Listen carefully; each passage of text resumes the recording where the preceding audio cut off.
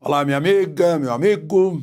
Chegou a hora da nossa conversa e hoje eu preciso contar para vocês o que eu vi de manhã. A mais bela festa comemorativa, cheia de emoções, da nossa participação na Segunda Guerra Mundial.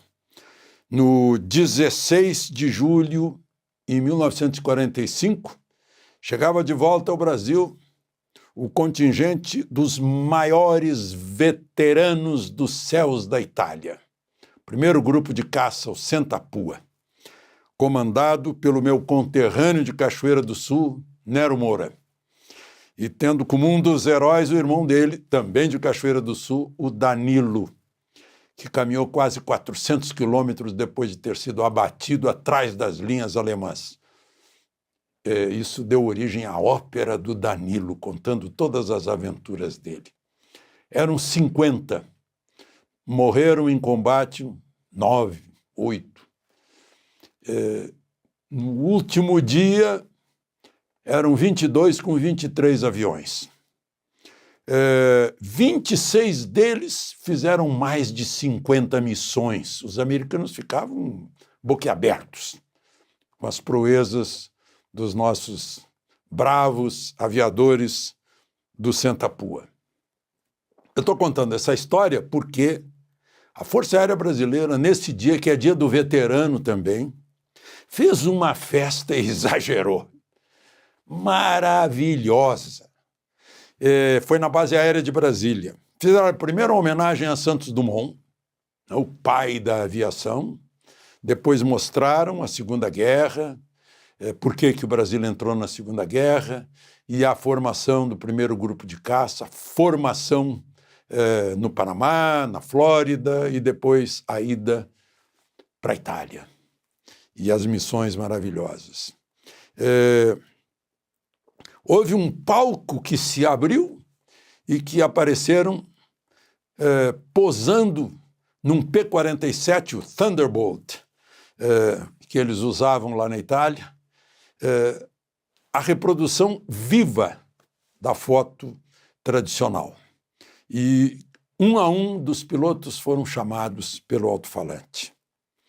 Depois, um padre participou da homenagem, benzendo as coroas com os nomes de cada um dos que morreram em combate. Houve o toque de silêncio e depois uma Ave Maria cantada maravilhosamente. Gente, agora o final, com Esquadrilha da Fumaça, e a plateia toda foi convidada a festejar, como festejou o povo do Rio de Janeiro na Avenida Rio Branco, naquele 16 de julho de 1945. Foi a apoteose final. Como eu disse, a mais linda festa que eu já vi,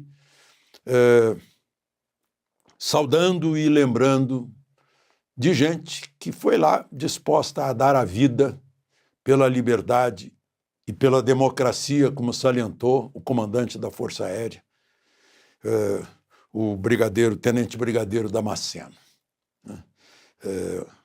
Uma lição para todos nós, do nosso objetivo pela democracia. Nós tivemos no passado gente que mostrou que sim, nós podemos. Bom, vamos então aos assuntos de hoje. Lembre-se de se inscrever e, ao final, de deixar o gostei ou não gostei.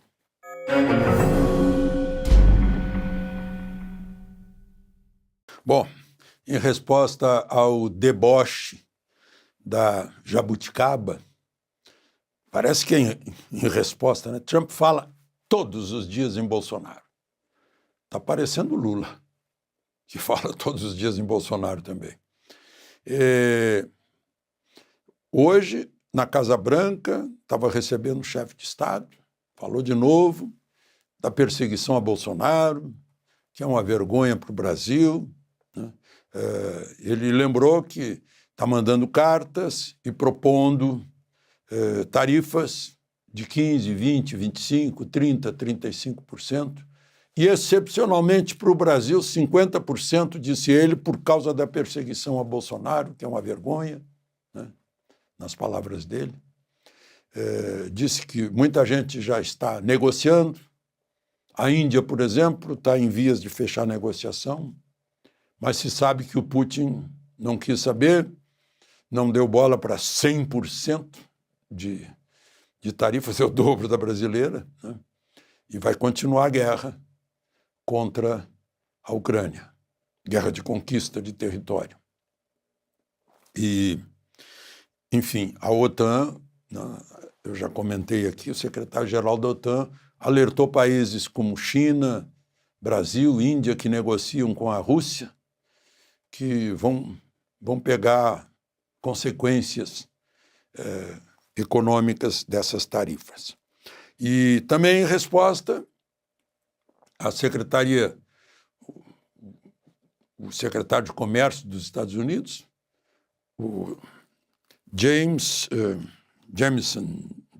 Greer, se não me engano, sim, ele abriu uma investigação sobre práticas comerciais desleais no Brasil, nas transações com os Estados Unidos, com produtos americanos, com direitos americanos, com patentes americanas. Falou em serviços de comércio digital e pagamento eletrônico. Aí todo mundo já se preocupou com o Pix. Não, ele não falou em Pix, mas há preocupação. Muita gente especula que o pagamento eletrônico era feito por cartões de crédito com sede nos Estados Unidos, né, por empresas americanas, e quando o Banco Central entrou concorrendo, o CAD, inclusive, foi examinar empresas americanas que estavam fazendo isso, algumas desistiram, né? O Brasil está se estendendo, tem lugares lá em Portugal que dá para pagar com Pix, né? Parece que a Argentina também. É o Banco Central concorrendo com empresas privadas americanas, provavelmente é isso, né? Mas eles não falaram em Pix, né? E, bom, outra coisa é a venda de marcas americanas, né, falsificadas. E falsificadas na China, né? Em muitos lugares, em muitos mercados aqui no Brasil, que eles também estão de olho nisso, vão investigar, para saber onde os direitos das empresas americanas estão sendo deixados de lado aqui no Brasil.